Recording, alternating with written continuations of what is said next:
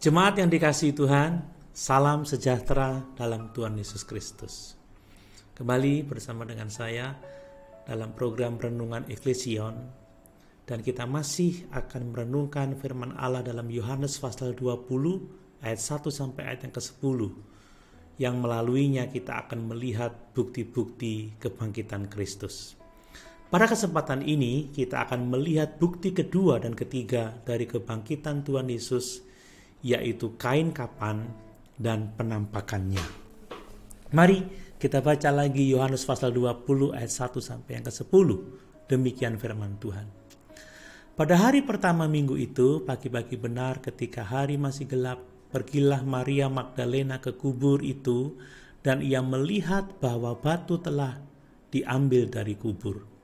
Ia berlari-lari mendapatkan Simon Petrus dan murid yang lain yang dikasihi Yesus, dan berkata kepada mereka, "Tuhan telah diambil orang dari kuburnya, dan kami tidak tahu di mana ia diletakkan." Maka berangkatlah Petrus dan murid yang lain itu ke kubur. Keduanya berlari bersama-sama, tetapi murid yang lain itu berlari lebih cepat daripada Petrus sehingga lebih dahulu sampai di kubur. Ia menyenguk ke dalam dan melihat kain kapan terletak di tanah, akan tetapi ia tidak masuk ke dalam. Maka datanglah Simon Petrus juga menyusul dia dan masuk ke dalam kubur itu. Ia melihat kain kapan terletak di tanah, sedang kain peluh yang tadinya ada di kepala Yesus tidak terletak dekat kain kapan itu, tetapi agak di samping di tempat yang lain dan sudah tergulung. Maka masuklah juga murid yang lain yang lebih dahulu sampai di kubur itu, dan ia melihatnya dan percaya. Sebab selama itu mereka belum mengerti isi kitab suci yang mengatakan bahwa ia harus bangkit dari antara orang mati. Lalu pulanglah kedua murid itu ke rumah. Jemaat yang dikasihi Tuhan, bukti kedua dari kebangkitan Yesus adalah kain kapan. Yohanes menjelaskan lebih rinci tentang kain kapan ini daripada yang ditulis di Injil-Injil yang lain. Dalam menceritakan kisahnya, Yohanes menggunakan 3 kata Yunani yang berbeda yang berarti melihat. Ketika Yohanes pertama kali tiba di kuburan, dia menyenguk ke dalam dan melihat kain kapan tergeletak di sana, tetapi dia tidak masuk. Dia menggunakan kata Yunani blepo yang berarti melihat. Tetapi ketika Petrus sampai di sana, dia masuk ke dalam kubur dan melihat kain kapan. Kata melihat digunakan kata Yunani theoreo yang berarti melihat dengan cermat atau seperti orang yang memeriksa sesuatu dengan teliti. Akhirnya Yohanes masuk, melihat dan percaya. Kata melihat di sini menggunakan kata Yunani horau yang berarti melihat dengan pengertian. Apa sesungguhnya yang dilihat oleh Petrus dan Yohanes? Jemaat yang dikasihi Tuhan, penguburan orang Yahudi menggunakan kain kapan untuk membungkus jenazah dan memasukkan rempah-rempah ke dalamnya untuk mengurangi bau jenazah. Kepala ditutup dengan kain yang terpisah. Petrus dan Yohanes melihat kain kapan dengan kain peluh tergulung dengan sendirinya secara rapi. Tetapi tubuh Yesus sudah tidak ada. Perampok makam tidak akan meluangkan waktu untuk melepas kain kapan di tempat kejadian, tetapi akan mengambil tubuh dengan kain kapan dan pergi. Atau jika mereka telah melepaskan kain kapan, mereka akan membiarkannya berantakan.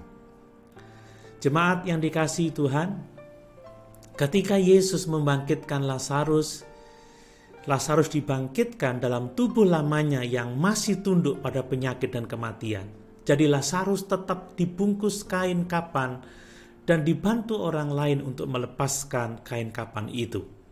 Tetapi Yesus dibangkitkan dengan tubuh kebangkitan yang tidak lagi tunduk pada kematian, sehingga kain kapan tidak bisa menahannya.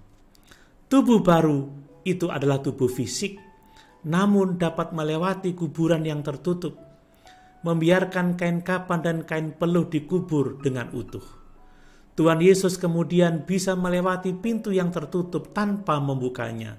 juga muncul dan menghilang secara tiba-tiba sesuka hatinya, sebagaimana dicatat dalam Yohanes pasal 20 ayat 19, ayat 26, Lukas 24 ayat 15 dan ayat 31.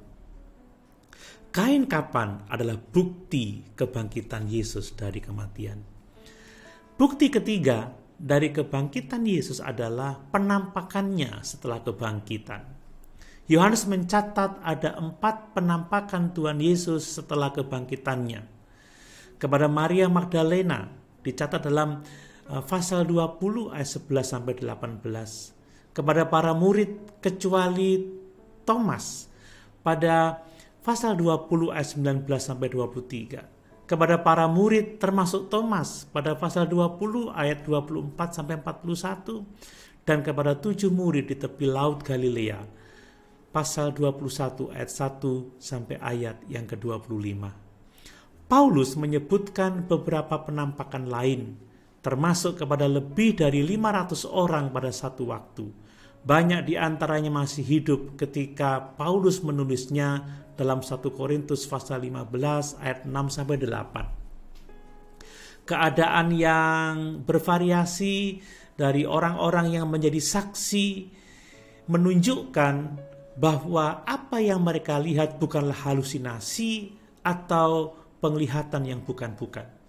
Bahkan Thomas yang awalnya skeptis menjadi yakin ketika dia melihat Tuhan yang bangkit itu.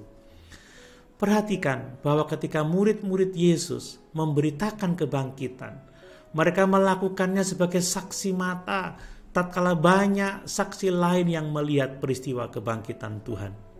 Dengan demikian, kesaksian mereka benar, dapat dipercaya, dan seandainya kesaksian mereka adalah dusta, maka akan mudah dibantah oleh pihak lain dengan menunjukkan di mana tubuh Yesus berada. Mungkin ada orang yang membantah kebangkitan Yesus dengan mengatakan bahwa laporan kebangkitannya semuanya diberitakan oleh orang percaya. Mengapa Yesus tidak menampakkan diri kepada orang-orang yang tidak percaya sehingga mereka menjadi percaya?